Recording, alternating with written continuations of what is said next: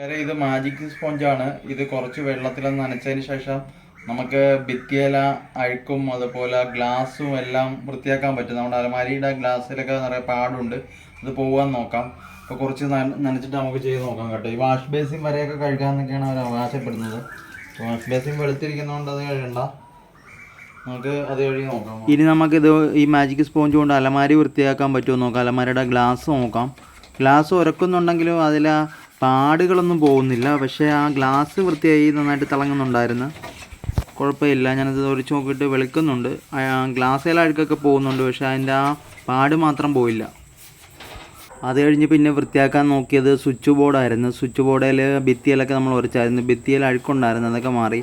പിന്നെ ഇത് ഈ സ്വിച്ച് ബോർഡിൽ നമ്മൾ തൂത്തപ്പം സ്വിച്ച് ബോർഡിലെ അഴുക്ക് നന്നായിട്ട് മാറുന്നുണ്ട്. കണ്ടോ, നന്നായിട്ട് വെളുത്ത് വരുന്ന കണ്ടോ. ആ സ്വിച്ച് ബോർഡിൽ ഇങ്ങനെ ഉരച്ചപ്പം വെളുത്ത് വരുന്നുണ്ട്, നല്ല അഴുക്ക് കംപ്ലീറ്റ് പോയി. ഇപ്പം ഈ മാജിക് സ്പോഞ്ച് നിങ്ങൾക്ക് ഞാനിത് വീഡിയോയോടെ ടാഗ് ചെയ്തേക്കാം. നിങ്ങളത് ഫ്ലിപ്കാർട്ടിൽ കയറി വാങ്ങിച്ചാൽ മതി. ഫ്ലിപ്കാർട്ടിലുണ്ട് ഈ സാധനം. ഇപ്പോൾ മാജിക് സ്പോഞ്ച് എന്നാണ് പറയുന്നത്. എല്ലാം വൃത്തിയാക്കാം.